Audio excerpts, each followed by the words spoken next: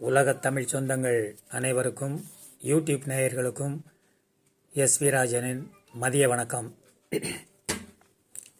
இன்றைக்கு ஒரு சிறிய எளிமையான ஒரு மருத்துவ குறிப்பை பற்றி பார்க்க இருக்கிறோம்.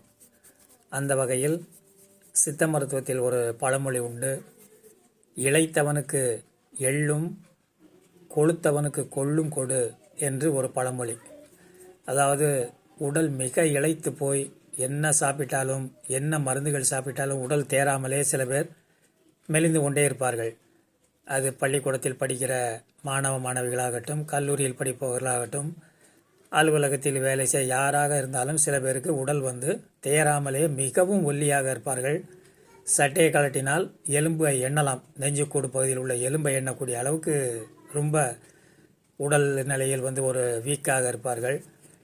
அந்த மாதிரி உடல் இளைத்தவர்களுக்கு அவர்களுடைய உடல் தேர்வதற்கான ஒரு சின்ன ஒரு மருத்துவம். அது மருத்துவம் என்று சொல்வதை விட அது ஒரு உணவு தான். உணவே மருந்து, மருந்தே உணவு என்ற சித்த மருத்துவ அடிப்படையில் ஒரு சின்ன விஷயத்தை செய்து கொடுத்தால் அவருடைய உடல் தேரும்.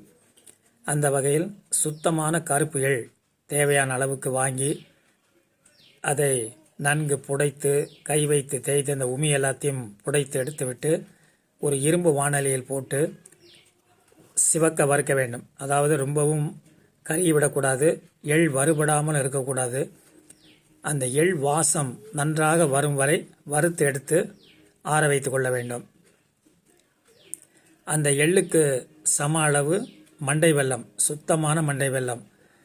அந்த மிகவும் கலராக இருக்கக்கூடிய மண்டை வெல்லம் அது கொஞ்சம் கலப்படமாக இருக்கும். பழைய மண்டை வெல்லம் மாதிரி மக்கடித்த மாதிரி இருக்கும், அதுதான் ஒரிஜினல்.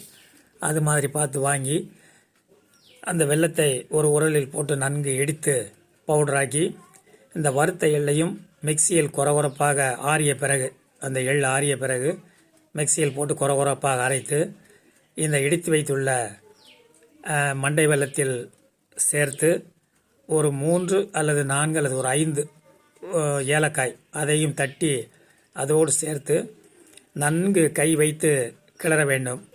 கிளறும்போது சுத்தமான பசுனை தேவையான அளவு ஒரு 3 டீஸ்பூன், அதாவது உருண்டை பிடிப்பதற்கு தேவையான அளவு 3 டீஸ்பூனோ 4 அல்லது 2 டீஸ்பூன் போதும் என்றால் தேவையான அளவுக்கு ஊற்றி நன்கு பிசைந்து புட்டு மாதிரி வரும்.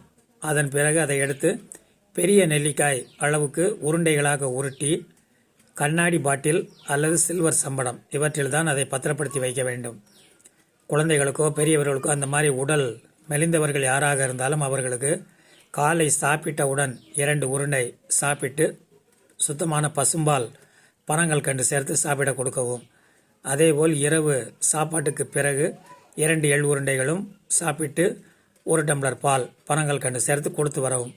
இப்படியே தொடர்ந்து செய்து வர அவருடைய உடல் ஒரு தேவையான அளவுக்கு அந்த உடல் பருமன் வந்தவுடன் இந்த எள் சாப்பிடுவதை நிறுத்திவிடலாம். இதை குழந்தைகளுக்கோ பெரியவர்களுக்கோ தேவைப்படுபவர்களுக்கு நீங்கள் செய்து கொடுத்து அதனுடைய பலனை அனுபவித்து அது எப்படி இருந்தது என்பதற்கு எனக்கு கமெண்டில் பதில் சொல்லுமாறு உங்கள் எல்லோரையும் அன்போடு கேட்டுக்கொள்கிறேன். என்னுடைய சேனல் பிடித்திருந்தால், எஸ்விஆர்ஜே சேனல் பிடித்திருந்தால் சப்ஸ்கிரைப் செய்யுங்கள், லைக் செய்யுங்கள், ஷேர் செய்யுங்கள், கமெண்ட் செய்யுங்கள். கமெண்டில் ஏதும் சந்தேகம் கேட்டால் நான் பதில் சொல்ல தயாராக உள்ளேன். நாளை கொழுத்தவனுக்கு கொள் என்று ஒரு பழமொழி. அதை எப்படி செய்ய வேண்டும்? மிகவும் உடல் பருமனாக இருக்கக்கூடிய குழந்தைகள் பெரியவர்கள் யாராக இருந்தாலும் அவருடைய உடல் இளைத்து அந்த நார்மலான நிலைக்கு வருவதற்கு என்ன செய்ய வேண்டும் என்பதை நாளைக்கு விரிவாக சொல்கிறேன்.